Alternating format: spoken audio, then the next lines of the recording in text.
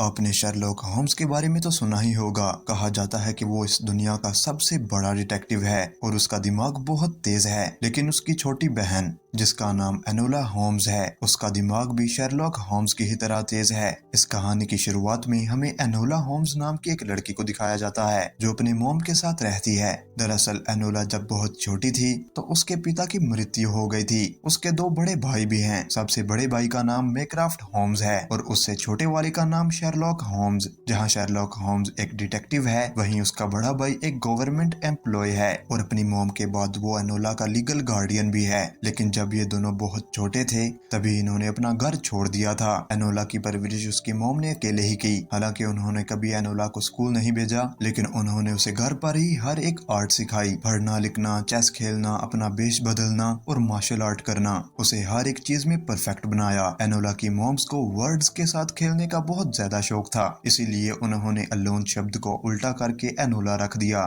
एक दिन एनोला देखती है कि उसके मॉम के कमरे में बहुत सारी फीमेल्स हैं, पर एनोला को वहां पर जाने की इजाजत नहीं होती। उसे कुछ भी समझ नहीं आता कि वहां पर किस बारे में बातचीत चल रही है। अगले दिन एनोला का बर्थडे होता है और आज वो पूरे 16 साल की हो चुकी है। और जब सुबह उसकी नींद खुलती है तो वो देखती है कि घर पर उसकी मोम ही नहीं है। वो बिना बताए से छोड़कर कहीं चली गई। अब जल्द ही ये बात उसके दोनों बड़े भाइयों को पता चल जाती है, जिसके बाद वो दोनों वापस अपने घर आने का फैसला करते हैं। एनोला उन्हें लेने के लिए रेलवे स्टेशन पर जाती है। मेक्राफ्ट और उसका छोटा भाई शर्लॉक होम्स दोनों उसे पहचान ही नहीं पाते, क्योंकि इन दोनों ने एनोला को बहुत ही छोटी उम्र में देखा था। पर एनोला अपने दोनों भाइयों को पहचान लेती है। उसके बड़े भाई को एनोला का पहनावा बिल्कुल भी अच्छा नहीं लगता, लेकिन शर्लॉक होम्स को उसका पहनावा और उसका बात करने का तरीका बहुत अच्छा लगता है। अब ये तीनों के तीनों अपने घर वापस आ जाते हैं। शर्लॉक होम्स एक बहुत ही जाना माना डिटेक्टिव है। वो घर की हालत देखकर समझ जाता है कि इनकी मॉम जानबूझकर सोच समझकर घर छोड़कर कहीं गई हैं, जिसकी प्लानिंग वो बहुत वक्त से कर रही थी। अब शाम को जब ये दोनों भाई पूल खेल रहे होते हैं, मेक्राफ्ट शर्लॉक से कहता है कि बड़ा भाई होने के नाते मेरा ये फर्ज बनता है कि एनोला की देखभाल मैं करूं, जबकि मॉम को ढूंढने का काम तुम्हें करना होगा। शर्लॉक मेक्राफ्ट से पूछता है कि तुम एनोला की देखभाल क्यों करना चाहते हो। वो कहता है कि हमारी मॉम ने उसकी परवरिश अच्छे से नहीं की, उसे लड़कियों वाले तौर तरीके नहीं सिखाए। मैं उसे एक बोर्डिंग स्कूल में भेजूंगा जहाँ पर उसे सारे तौर तरीके सिखाए जाएंगे। एनोला बाहर से ये सब कुछ सुन रही होती है। उसे समझ में आ जाता है कि उसे सबसे बड़ा भाई पुराने विचारों का है, वो उसके साथ नहीं जाना चाहती। अब यहाँ धीरे धीरे एनोला की अपने भाई शर्लॉक होम्स के साथ बहुत अच्छी बॉन्डिंग हो जाती है। एक दिन जब वो अपनी मॉम के कमरे में होती है तो वहाँ पर उसे एक लेटर और कुछ पैसे भी मिलते हैं जो उसकी मॉम ने उसी के लिए ही छोड़े थे। दरअसल इसमें शब्दों की हेर फेर थी, यानी कि ये एक तरह का वर्ड पजल होता है जिसे वो जल्द ही सुलझा लेती है। उसमें उसकी मॉम ने लिखा होता है कि जाओ अपनी किस्मत को खुद आजमाओ। वो फैसला कर लेती है कि वो घर छोड़कर भाग जाएगी, इसीलिए ही वो अगली सुबह अपने भाई शर्लॉक होम्स के कपड़े पहनकर रेलवे स्टेशन पहुंच जाती है। दरअसल उसने ये फैसला कर लिया है कि वो लंदन जाएगी, जहां पर वो अपनी किस्मत आजमाएगी। अब जब वो ट्रेन में चढ़ती है तो तभी वो बाहर देखती है कि वहाँ कुछ शाही लोग हैं जो एक राजकुमार को ढूंढ रहे हैं जिसका नाम ट्यूसबेरी है, लेकिन राजकुमार उन्हें कहीं भी नहीं मिलता। एनोला भी अपने कंपार्टमेंट में आकर बैठ जाती है। ट्रेन चलने के कुछ ही देर बाद राजकुमार एक बैग से निकलता है। वो एनोला को बताता है कि वो घर छोड़कर यहाँ आया है। दरअसल वो एनोला से बहुत सारी बातें कर रहा होता है जो एनोला को बिल्कुल भी पसंद नहीं आती। वो उसे अपने कंपार्टमेंट से बाहर निकलने को कहती है और जब राजकुमार बाहर जाता है तो एक आदमी उस पर हमला करता है। दरअसल वो उसे मारना चाहता है। अब एनोला राजकुमार ट्यूसबेरी की मदद करती है। दोनों उस किलर से बचकर ट्रेन से कूदकर वहां से भाग निकलते हैं। अब इन दोनों को ही लंदन जाना है। चलते चलते रात हो जाती है, इसलिए वो एक जगह रुककर आराम करने का सोचते हैं। यहाँ पर उसे एनोला बताती है कि मैं भी अपना घर छोड़कर यानी अपने घर से भाग कर आई हूँ। राजकुमार उसे बताता है कि मेरे पिता की मौत के बाद मैं पूरी तरह से अकेला हो गया और एक दिन एक बहुत बड़ा पेड़ मेरे ऊपर गिरने वाला था। मैंने अपनी मौत को बहुत करीब से देखा था और तब मैंने फैसला कर लिया कि मैं घर छोड़कर लंदन जाऊंगा, क्योंकि मेरी फैमिली चाहती है कि मैं पॉलिटिक्स ज्वाइन करूं, जो कि मुझे बिल्कुल भी नहीं पसंद। इसी वजह से मुझे घर से भागना पड़ा। ये दोनों के दोनों अपना भेष बदलना चाहते हैं, इसलिए राजकुमार ट्यूसबेरी एनोला से अपने बाल कटवा लेता है और इसके बाद उसे कोई भी नहीं पहचान सकता।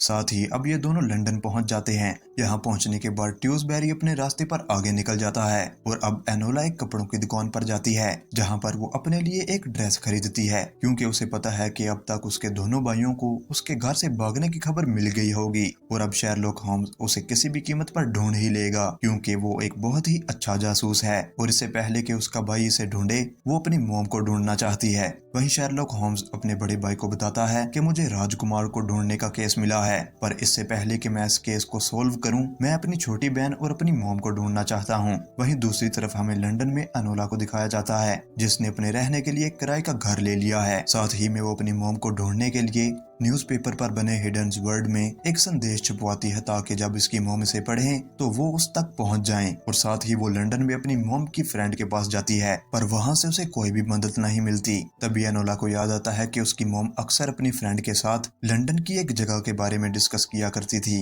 अब वो उस जगह पर पहुंच जाती है। यहाँ पर एक घर होता है। वो घर के अंदर जाती है। वहाँ पर वो देखती है कि जिस तरह से उसकी मॉम घर पर छोटे छोटे बारूद के बॉम्ब्स बनाया करती थी, उसी तरह का सामान यहाँ पर भी मौजूद है। इसका मतलब ये था कि उसकी मॉम लंदन में कुछ करना चाहती है। दरअसल लंदन में एक रिफॉर्म बिल पास होने वाला है, जिसके लिए कई लोग विरोध कर रहे होते हैं, और अगर ये बिल पास हो गया तो सत्ता में बहुत बड़ा बदलाव आएगा। यहाँ पर उसे समझ में आ जाता है कि उसकी मॉम रिफॉर्म बिल को पास करवाने के समर्थन में है, इसीलिए वो लंदन में कई जगह बड़े बड़े धमाके करेंगी। ये बात जानकर एनोला को बहुत दुख होता है, पर इससे पहले कि वो यहाँ से निकलती, यहाँ पर वो किलर आ जाता है जो ट्यूसबेरी यानी कि राजकुमार को मारना चाहता था। वो पीछे से एनोला पर हमला कर देता है और उस राजकुमार के बारे में पूछता है, पर एनोला को लड़ाई की कई सारी कलाएं आती हैं, इसीलिए वो उस किलर के ऊपर हमला करती है और इस जगह को ब्लास्ट करके यहाँ से भाग निकलती है। अब एनोला को समझ में आ चुका था कि ट्यूसबेरी की जान खतरे में है, क्योंकि जिस किलर ने उस पर हमला किया था वो बहुत ही खतरनाक है। वो ये तय करती है कि अपनी मॉम को ढूंढने से पहले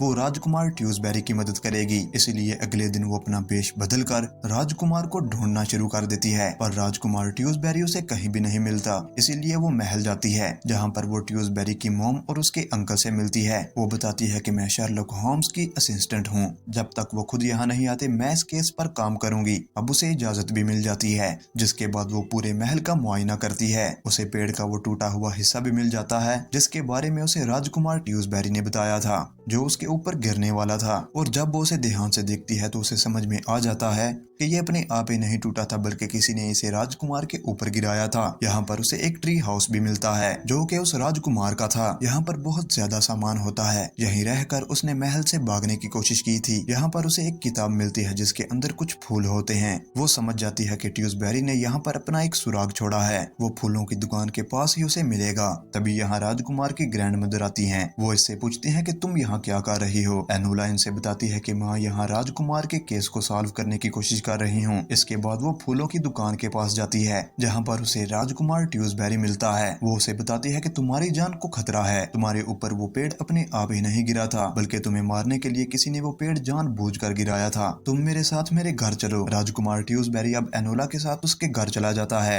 एनोला उसे बताती है कि तुम्हारे परिवार में ही कोई है जो तुम्हें मारना चाहता है। ये सुनकर वो बहुत ज्यादा डरता है। और अब तभी यहाँ पर एक ऑफिसर आ जाता है, जिसे एनोला के बड़े भाई ने इसे पकड़ने के लिए भेजा है। वो सबसे पहले यहाँ से राजकुमार को बाहर निकालती है, पर इससे पहले कि वो खुद भी यहाँ से बाहर निकलती, वो ऑफिसर उसे पकड़ लेता है और उसके बड़े भाई मीक्राफ्ट के पास ले जाता है। मीक्राफ्ट एनोला को बहुत ज्यादा डांटता है और अब उसे बोर्डिंग स्कूल ले जाता है, जहाँ पर उसे औरतों की तरह उठने बैठने खाने पीने के तरीकों को सिखाया जाएगा, ताकि वो एक असली लेडी की तरह बिहेव करे। जबकि एनोला ऐसा बिल्कुल भी नहीं चाहती। वो अपने भाई शेरलॉक होम्स की तरह बनना चाहती है, क्योंकि उसकी मॉम ने उसे उसी तरह की ट्रेनिंग दी है जिस तरह की एक जासूस की होती है। अब कुछ दिनों बाद यहाँ शेरलॉक होम्स उससे मिलने आता है। वो एनोला को शाबाशी देता है। वो कहता है कि मुझे गर्व है कि तुम मुझसे पहले उस जगह पर पहुंच गई जहाँ पर हमारी मॉम ने बॉम्ब बनाए थे, जिन बॉम्ब से वो शहर में धमाके करना चाहती है। शेरलॉक उसे न्यूज़पेपर देता है और जाने से पहले कहता है कि तुम्हें अपना ध्यान रखना होगा। मैं भी राजकुमार ट्यूसबेरी के केस पर काम कर रहा हूँ। और उसके जाने के बाद जब वो न्यूज़पेपर पढ़ती है तो उसे पता चलता है कि जो रिफॉर्म बिल है उसे पास करवाने के लिए राजकुमार ट्यूसबेरी के वोट की बहुत अहमियत है। और अब उसे समझ में आ जाता है कि राजघराने में कोई ऐसा है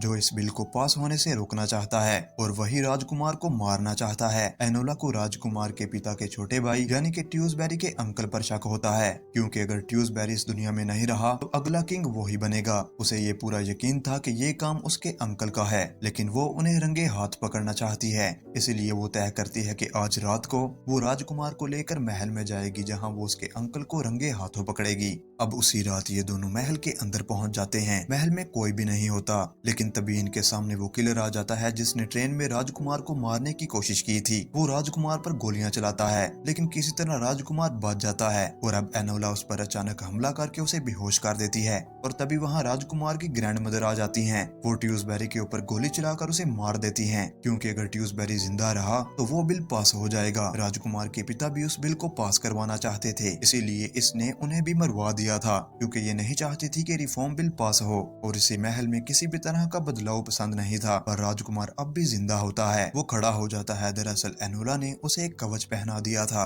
जिस वजह से वो गोली लगने के बाद भी जिंदा रहता है। और अब यहाँ पर सिपाही आ जाते हैं, जो इस बूढ़ी औरत को राजकुमार के ऊपर गोली चलाने के लिए गिरफ्तार कर लेते हैं। अगले दिन शेरलॉक को पता चलता है कि उसकी छोटी बहन एनोला ने राजकुमार के केस को सॉल्व कर दिया है। यह सुनकर उसे बहुत ज्यादा खुशी होती है। अब अगले दिन जब राजकुमार को अपना वोट देने के लिए जाना होता है तो सबसे पहले वो एनोला से मिलता है, यानी कि आज उसके वोट से फॉर्म बिल पास हो जाएगा। वही न्यूज़पेपर पर एनोला देखती है कि उसकी मॉम ने उसके लिए कोड वर्ड्स में एक संदेश छपवाया है, और जब वो उन कोड्स को डिकोड करती है तो उसमें लिखा होता है कि आज शाम को 5 बजे तुम मुझसे मिलने आना। जगह का नाम भी उसमें लिखा होता है, साथ ही लिखा होता है कि मदर। जब वो देखती है कि उसमें मदर लिखा हुआ है तो उसे शक हो जाता है, क्योंकि उसकी मॉम कभी भी इस तरह के संदेश में अपना रिश्ता नहीं लिखेंगी। वो समझ जाती है कि ये काम उसके भाइयों का है, इसीलिए शाम को 5 बजे वो उस जगह पर पहुंच जाती है, जहां पर वो वेश बदल कर अपने दोनों भाइयों को देख रही होती है, जो वहां खड़े होकर उसका इंतजार कर रहे होते हैं। वहां पर शेरलॉक को एनोला का बचपन का एक खिलौना मिलता है, जिससे वो समझ जाता है कि एनोला यहाँ पर आई थी और उसे पहले से ही पता था कि हमने वो मैसेज छपवाया था, यानी कि उसकी बहन उसी की ही तरह तेज दिमाग है। इसके बाद एनोला अपने घर वापस आ जाती है, जहाँ पर उसकी मॉम उससे मिलने के लिए आती हैं और उससे माफी मांगती हैं कि अचानक इस तरह से बिना बताए तुम्हें छोड़कर जाना पड़ा। मैं चाहती थी कि तुम अपने दम पर खुद जीना सीखो, और साथ ही मैं रिफॉर्म बिल को पास करवाना चाहती थी, क्योंकि ये आम लोगों के लिए बहुत ही अच्छा है। इसीलिए मैं शहर में बहुत जगह धमाके करने वाली थी, लेकिन तुमने राजकुमार ट्यूसबेरी के केस को सॉल्व करके सब कुछ ठीक कर दिया। अब हमें धमाके करने की कोई भी जरूरत नहीं है, क्योंकि बिल पास हो चुका है। एनोला अपने मॉम के वापस आने से बहुत खुश थी। वो अपने मॉम के गले लग जाती है, और अब वो भी अपने भाई शेरलॉक होम्स की तरह डिटेक्टिव बन चुकी है, जो आगे चलकर अपने भाई शेरलॉक होम्स की तरह बड़े बड़े केसेस को सॉल्व करने वाली है। इसी के साथ ये कहानी यहीं पर ही खत्म हो जाती है। मैं उम्मीद करता हूँ कि आपको आज की कहानी पसंद आई होगी। अगर आपको ये वीडियो अच्छी लगी तो इसे लाइक कर देना और चैनल को सब्सक्राइब कर देना, और अब मिलते हैं अगली वीडियो में।